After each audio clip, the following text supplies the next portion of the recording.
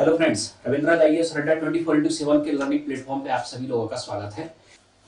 तो न्यूट्रिएंट्स यानी कि पोषक तत्व हम कहते किसे हैं? वे एलिमेंट्स जो हमें एनर्जी प्रोवाइड करें और हमारी बॉडी ग्रोथ एंड डेवलपमेंट के लिए जरूरी हो, उन एलिमेंट या उन सब्सटेंसेस को हम क्या कहते हैं? न्यूट्रिएंट्स या पोषक तत्व। ठीक, तो न्यूट्रिएंट्स आपके हैं क्या? Elements provide us energy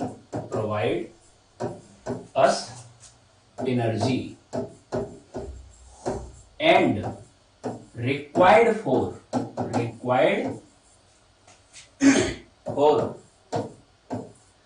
body growth and development,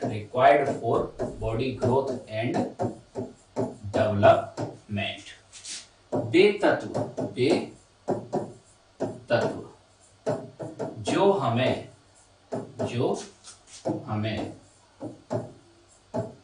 ऊर्जा प्रदान करें व शारीरिक वृद्धि व विकास के लिए जरूरी हो,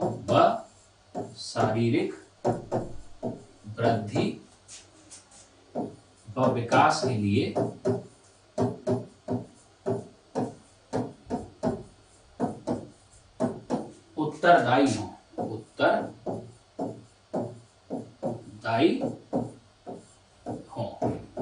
उन तत्वों को हम आपके कहते हैं न्यूट्रिएंट्स यानी कि पोषक तत्व। न्यूट्रिएंट्स का अगर हम आपके क्लासिफिकेशन यानी कि वर्गीकरण देखें, न्यूट्रिएंट्स का क्लासिफिकेशन यानी कि वर्गीकरण,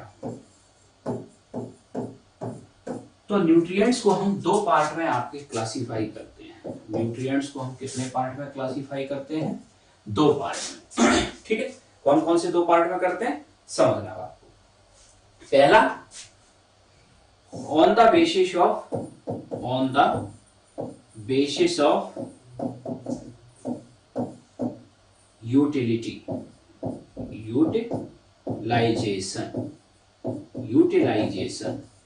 उपयोगिता के आधार पर। न्यूट्रिएंट्स को पहला हम क्लासिफाई करते हैं किस आधार पर? उपयोगिता के आधार पर। ठीक है, दूसरा हम क्लासिफाई करते हैं ऑन द बेसिस ऑफ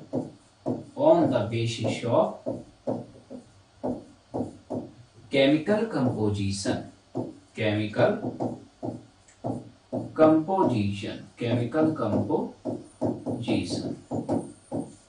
रासायनिक संगठन के आधार पर, रासायनिक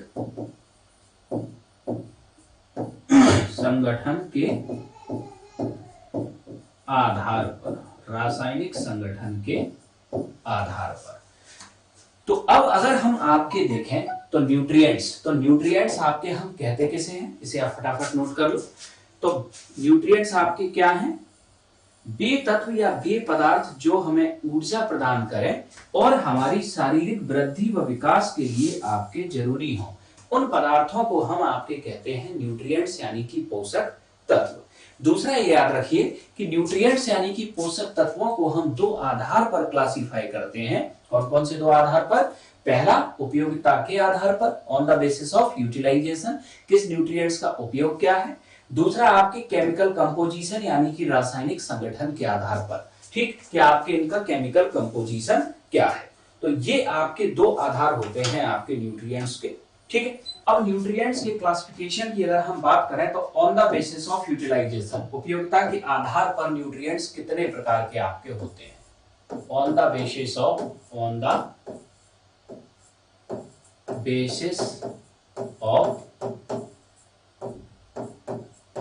यूटिलाइजेशन,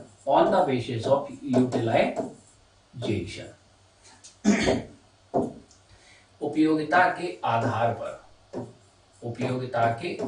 पर कितने प्रकार में हम? उपयोगिता के आधार पर। तो उपयोगिता के आधार पर अगर हम न्यूट्रिएंट्स को क्लासिफाई करें, किसको क्लासिफाई करें? न्यूट्रिएंट्स को। न्यूट्रिएंट्स यानी कि आपके पोषक तत्वों को, पोषक तत्वों को। ठीक है, तो 4 कैटेगरी आपकी होती है न्यूट्रिएंट्स की। कितनी कैटेगरी आपकी होती है? 4 कैटेगरी। कौन कौन सी 4 category?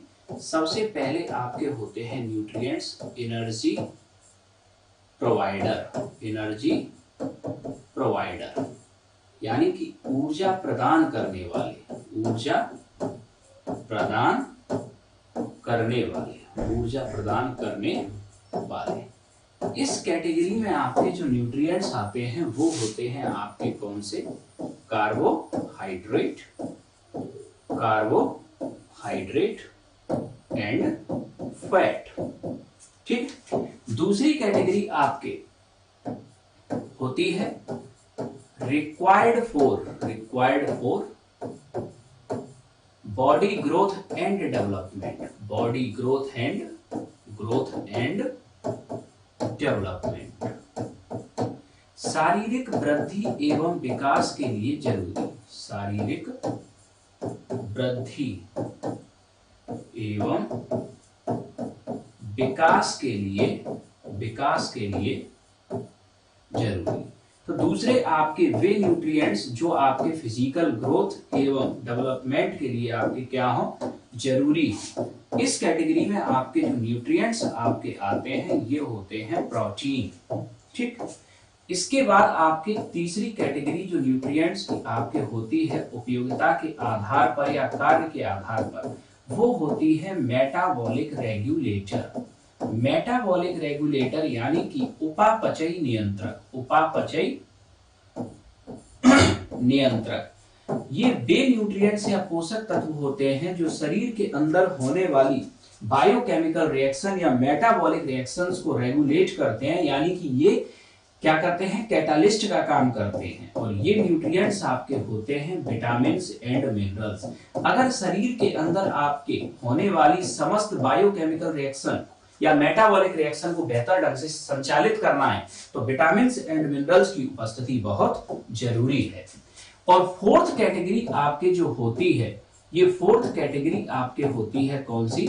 Genetic career, genetic career, आनुवांशिकी वाहक। ये वे आपके न्यूट्रिएंट्स होते हैं जो आनुवांशिक गुणों को, जेनेटिक कैरेक्टर्स को, ठीक, एक पीढ़ी से आपके दूसरी पीढ़ी तक आपके लेकर जाते हैं, एक पीढ़ी से दूसरी पीढ़ी तक आपके लेकर जाते हैं। और ये न्यूट्रिएंट्स आपके जेनेटिक कैरियर होते हैं आपके क्या? डीएनए एंड आरएनए दोनों आपके बेसिकली हैं क्या? Nucleic acid, nucleic acid. और न्यूक्लिक एसिड आपके डीएनए एंड आरएनए की फॉर्म में आपके बॉडी के अंदर पाया जाता है। तो ये आपने देखा। सैम मालिक, अभी तो केमिकल कंपोजिशन के आधार पर हमने कुछ बताया ही नहीं है। अभी तो हमने आपको क्या बताया सैम?